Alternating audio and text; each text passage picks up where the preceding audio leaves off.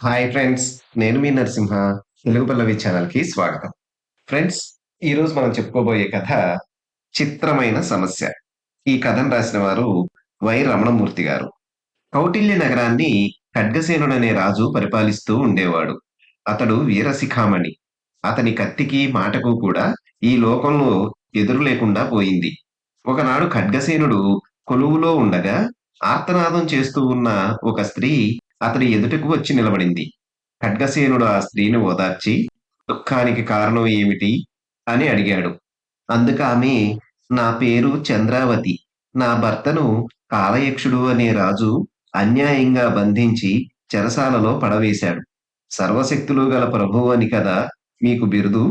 నా భర్త నాకు తిరిగి లభించేటట్టు చేయండి అని ప్రార్థించింది. కాలయక్షుడు అనేవాడు ఒకడున్నట్టే నేను ఎప్పుడూ వినలేదే అన్నాడు ఖడ్గసేనుడు. అప్పుడు ఆ స్త్రీ విలపిస్తూనే, మహారాజా, మీరు కాలయక్షుడి పేరే వినలేదనడం ఆశ్చర్యంగా ఉంది. మీ దేశపు సరిహద్దులకు మూడామడలవతల వాడు పెద్ద కోట కట్టుకుని కంటపడిన ప్రతివాడిని బంధించి నానా యాతనలు పెడుతున్నాడు అని చెప్పింది. సరే, వాడి పొగరు అణుస్తాను. నీవు మాత్రం నిశ్చింతగా ఉండు. నీ భర్తను రక్షించే బాధ్యత నాది అంటూ ఆ స్త్రీకి ఖడ్గసేనుడు వెంటనే అభయమిచ్చాడు. ఖడ్గసేనుడు ఆ పూటకు కొలువు చాలించి ఒంటిపాటుగానే కాలయక్షుడి మీదకు కయ్యానికి బయలుదేరాడు. అడవులు, కొండలు, నదులు దాటి ఖడ్గసేనుడు కొన్నాళ్లకల్లా కాలయక్షుడి కోట సమీపానికి చేరుకున్నాడు. సైన్యం అది ఏమీ లేకుండా స్వయంగానే కాలయక్షుణ్ణి ఓడించాలని ఖడ్గసేనుడి పట్టుదల. కోటను సమీపించాడు. ద్వారాలు బంధింపబడి ఉన్నాయి. ద్వారాలను 3 సార్లు గట్టిగా తన్ని, ఈ కోటకు రాజైన వాడెవడో బయటకు రావచ్చు. ఖడ్గసేనుడు బాహాబాహి యుద్ధానికి పిలుస్తున్నాడు అని అన్నాడు. వెంటనే కోట తలుపులు తెరుచుకున్నాయి. వికృతాకారుడొకడు పొట్ట చెక్కలయ్యేలాగా నవ్వుతూ, ఓహో, నువ్వా ఖడ్గసేనుడివి? అయితే నేనే కాలయక్షుణ్ణి. నాతో బాహాబాహి యుద్ధానికి వచ్చావా అన్నాడు. కాలయక్షుడి ప్రవర్తన, అతడు మాట్లాడే తేలిక మాటలు ఖడ్గసేనుడికి విపరీతమైన కోపాన్ని తెప్పించాయి. వెంటనే ఒరలోని కత్తి దూసి అతని పైకి దూకాడు. కాలయక్షుడు మళ్ళీ నవ్వాడు. ఖడ్గసేన, నీ కత్తి నీ స్వాధీనంలో ఉంటుందనుకుంటున్నావేమో. నా కోటకు చుట్టూ ఆమడ దూరంలో నా అనుమతి లేనిదే గాలి కూడా కదలదు సుమా అన్నాడు. ఖడ్గసేనుడు మండిపడి కత్తి ఎత్తబోయాడు. కానీ అతని చెయ్యి అంగుళం ఎత్తు కూడా లేవలేదు. కత్తి అలా చేతిలో వేలాడుతూ ఉండిపోయింది. నువ్వు ఎందుకు వచ్చావో నాకు తెలుసు అన్నాడు కాలయక్షుడు నవ్వుతూ. నీ శరణు వేడిన ఆ స్త్రీ భర్తను వదిలేస్తాను. కానీ అతడికి బదులుగా నిన్ను కూడా బంధిస్తాను. సరేనా అన్నాడు ఖడ్గసేనుణ్ణి సమీపిస్తూ. నివ్వెరపోయాడు ఖడ్గసేనుడు. తన భుజబలం, పరాక్రమం ఎందుకు పనికి రాకుండా పోయినందుకు చాలా విచారించాడు. అతడు అలా ఆలోచిస్తున్నంతలో కాలయక్షుడు మళ్ళీ ఇలా అన్నాడు. ఖడ్గసేన, నిన్ను బంధించడం నాకేమంత ఇష్టంగా లేదు. నేను అడిగిన ఒక ప్రశ్నకు సంవత్సరంలోగా నువ్వు సరైన జవాబు చెప్పగలిగితే నిన్ను క్షమించి వదిలేస్తాను అన్నాడు. ఏమిటా ప్రశ్న అని అడిగాడు ఖడ్గసేనుడు వేరే దారి తోచక. ప్రశ్న ఏమంత పెద్దది కాదు, కానీ జవాబే కష్టమైంది.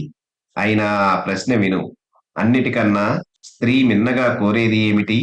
1 సంవత్సరం లోపల నువ్వు తెలుసుకొని చెప్పాలి అన్నాడు కాలయక్షుడు. సరేనని బయలుదేరాడు ఖడ్గసేనుడు. రాజోచితమైన తన దుస్తుల్ని మూటకట్టి భుజాన వేసుకుని ఒక సామాన్య పౌరుడిగా పట్టణాలు, గ్రామాలు తిరగసాగాడు. కాలయక్షుడు తనను అడిగిన ప్రశ్న అనేక మంది స్త్రీలను అడిగాడు. అన్నిటికన్నా స్త్రీ మిన్నగా కోరేది ఏమిటి? ఈ ప్రశ్నకు తలకొక విధంగా జవాబు చెబుతూ వచ్చారు అందరూ. అందమైన భర్త అని కొందరు, ధనవంతుడైన భర్త అని కొందరు అన్నారు. మరికొందరు బుద్ధిమంతుడైన భర్తను కోరుతుందన్నారు. ఈ విధంగా అందరూ అన్ని రకాల జవాబులు చెప్పసాగారు. ఇంతలో సంవత్సరం గడువు పూర్తి కావచ్చింది. కాలయక్షుడికి ఇచ్చిన మాట ప్రకారం ఖడ్గసేనుడు తిరిగి అతడి కోటకు బయలుదేరాడు. కొన్నాళ్లు ప్రయాణం చేసి ఒక రాత్రి మళ్ళీ కోట ప్రాంతాలకు వచ్చాడు.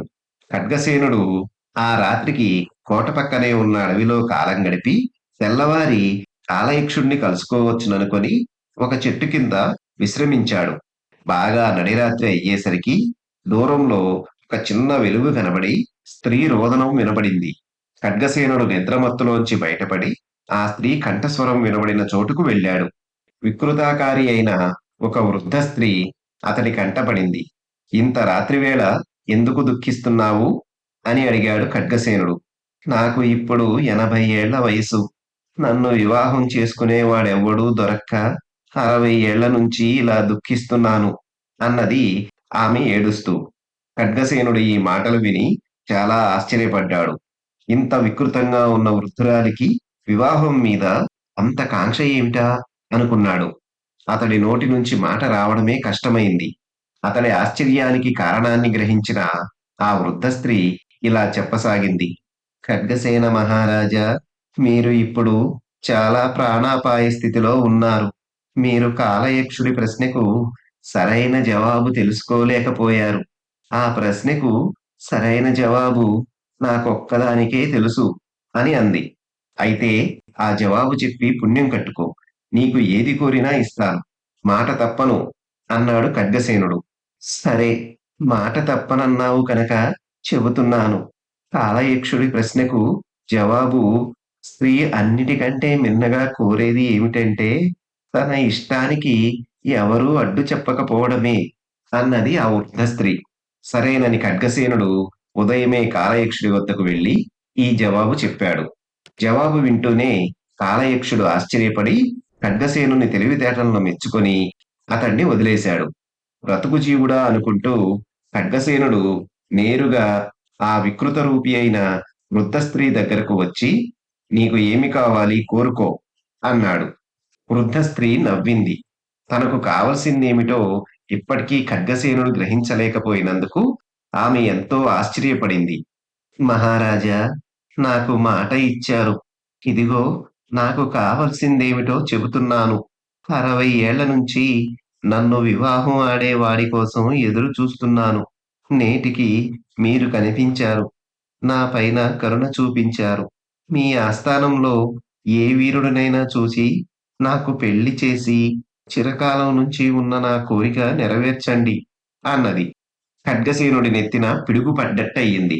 చూస్తూ చూస్తూ ఈ వృద్ధ కురూపిని తన ఆస్థానంలో ఏ యువక వీరుడు మాత్రం చేసుకోవడానికి ఇష్టపడతాడు?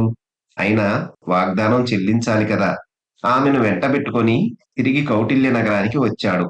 చాలా కాలానికి మళ్ళీ తిరిగి వచ్చిన మహారాజుకు రాజ్యంలో గొప్ప సన్మానం జరిగింది. కానీ ఖడ్గసేనుడికి మటుకు దిగులు పట్టుకుంది. అతడు అన్నాహారాలు మాని రోజు రోజుకు కృశింపసాగాడు.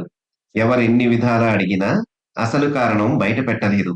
చివరకు ఒకనాడు తన మేనల్లుడైన రూపధరుడికి వెల్లడించాడు. మామగారి బాధకు కారణం గ్రహించగానే రూపధరుడు ఆ కురూపి అయిన వృద్ధ స్త్రీని తనే వివాహమాడ్డానికి సిద్ధపడ్డాడు.